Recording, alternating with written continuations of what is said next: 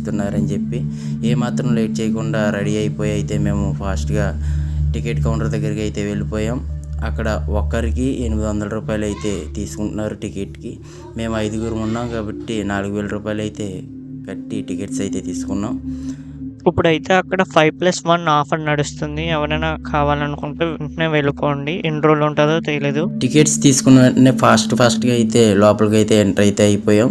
వాళ్ళు చెప్పింది ఏంటంటే డ్రై యాక్టివిటీస్ అయితే రైట్ సైడ్కి, వాటర్ యాక్టివిటీస్ అయితే లెఫ్ట్ సైడ్కి అయితే వెళ్ళమన్నారు.